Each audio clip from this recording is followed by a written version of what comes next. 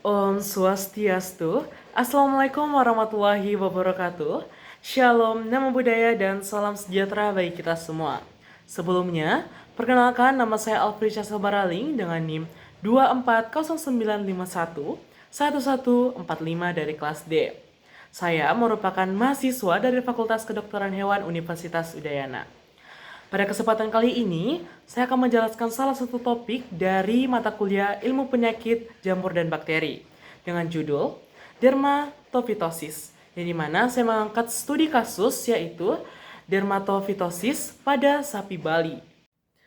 Nah, adapun latar belakang dari penyakit dermatofitosis ini adalah dermatofitosis yang dikenal juga dengan ringworm adalah penyakit kulit menular yang disebabkan oleh infeksi jamur dari kelompok dermatofit yang dimana meliputi Microsporum, Trichopiton, dan juga Epidermopiton. Yang dimana jamur ini menginfeksi jaringan yang mengandung keratin seperti kulit, rambut, dan juga kuku, sehingga sering menyerang permukaan kulit ternak dan juga manusia, sehingga bisa dikatakan penyakit ini adalah penyakit zoonosis. Nah, pada sapi sendiri, dermatofitosis ini sering ditemukan pada area dengan keratin yang tebal dan juga kotor, serta menyerang melalui kontak langsung maupun tidak langsung dengan hewan terinfeksi atau lingkungan yang terkontaminasi spora jamur. Nah, adapun studi kasus yang saya ambil pada kesempatan kali ini adalah dermatofitosis atau ringworm pada sapi Bali. Yang mana untuk laporan kasus yang saya dapatkan adalah kasus dermatofitosis yang dilaporkan pada seekor sapi Bali betina yang berumur sekitar 4 tahun yang dipelihara di wilayah Bali, Indonesia.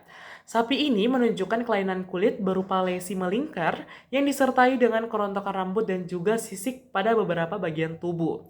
Nah, berdasarkan pemeriksaan klinis dan juga konfirmasi laboratorium, penyakit ini diidentifikasi sebagai dermatofitosis yang disebabkan oleh jamur dermatofit yang mempunyai genus Microsporum, Trichospiton, dan juga Epidermopiton.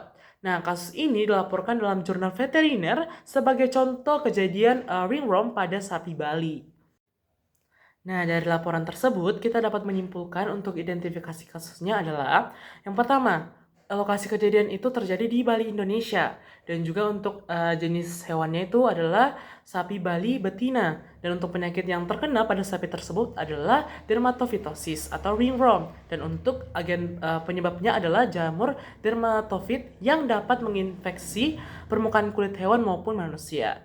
Nah, untuk gejala klinis yang terjadi pada sapi tersebut adalah yang pertama, lesi kulit berbentuk bulat atau melingkar berdiameter kurang lebih 2-7 cm. Yang kedua, terdapat alopecia atau kerontokan rambut di area lesi. Dan yang ketiga, ada keratinisasi dan sisik berwarna putih keabu-abuan pada permukaan kulit. Dan yang keempat, ada krusta yang dimana tampak jelas pada lingkaran lesi. Dan yang kelima adalah lesi sering tidak gatal namun tampak bersisik dan kasar. Dan yang terakhir, gejala ini sesuai dengan gambaran klinis dermatofitosis pada sapi yang terjadi pada umumnya.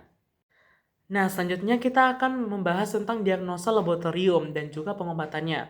Nah, dari diagnosa laboratorium ini dilakukan tegakan melalui dua cara. Yang pertama adalah pemeriksaan kerokan kulit, yang dimana ditemukan elemen jamur dermatofit berupa arthrospora, yang dimana memiliki struktur khas spora jamur. Dan yang kedua adalah kultur pada media SDA, yang dimana koloni jamur tumbuh di media SDA dan memperlihatkan pertumbuhan dermatofit.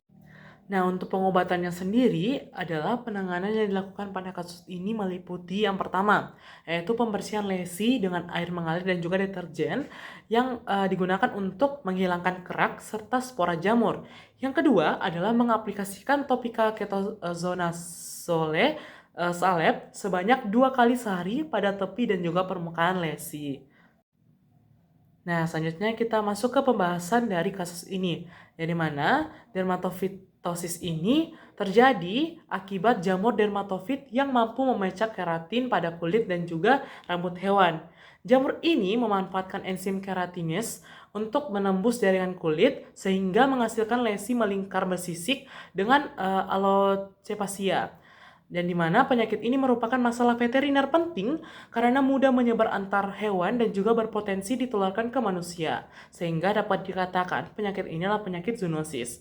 Terutama adanya kontak langsung dengan lesi yang terkontaminasi spora jamur.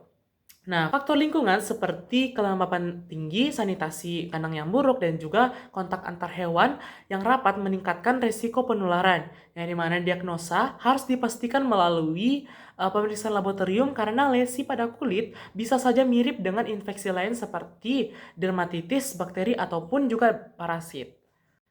Nah, setelah melihat kasus yang tadi, apa saja sih yang dapat kita lakukan dalam upaya memecahkan masalah tersebut? Nah, upaya yang dapat dilakukan untuk mengatasi kasus dermatofitosis pada sapi Bali ini diantaranya. Yang pertama adalah identifikasi cepat dan juga akurat melalui pemeriksaan klinis dan kultur jamur. Yang kedua adalah terapi topikal anti jamur secara konsisten setiap hari untuk mempercepat penyembuhan. Yang ketiga adalah membersihkan lesi dengan deterjen dan juga air agar spora jamur dapat terangkat.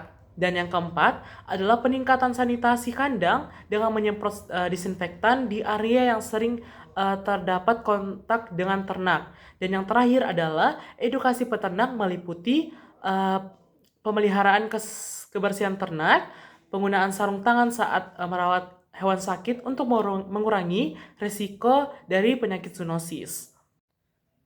Nah, untuk kesimpulan dari pemaparan pada kali ini adalah dermatofitosis pada sapi Bali merupakan infeksi kulit yang disebabkan oleh jamur dermatofit, yang dimana ditandai dengan lesi yang melingkar, alocepacia, dan juga sisik dan krusta pada permukaan kulit. Nah, diagnosa ditegakkan melalui pemeriksaan kerokan kulit dan juga kultur SDA.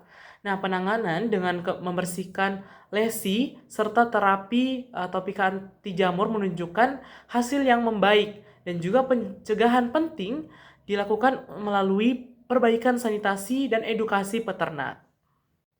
Nah, adapun saran yang saya dapat berikan pada materi kali ini adalah yang pertama, kita dapat menjaga kebersihan kandang dan juga lingkungan ternak untuk meminimalisir penyebaran dari jamur tersebut. Yang kedua adalah isolasi sementara hewan yang terdampak infeksi untuk mencegah penularan ke ternak lainnya.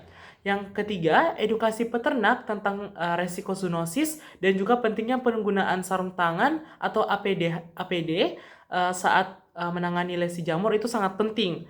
Dan yang keempat adalah melakukan pemeriksaan laboratorium pada kasus serupa untuk konfirmasi dan juga pengobatan tepat. Dan yang terakhir, mempertimbangkan monitoring periodik ternak di peternakan terutama saat musim lembab.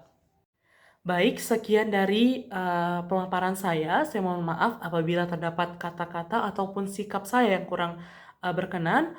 Maka dari itu, saya akhiri dengan wassalamualaikum warahmatullahi wabarakatuh. Om Santi Santi Santi Om. Shalom, namo buddhaya, dan salam sejahtera bagi kita semua. Bye-bye.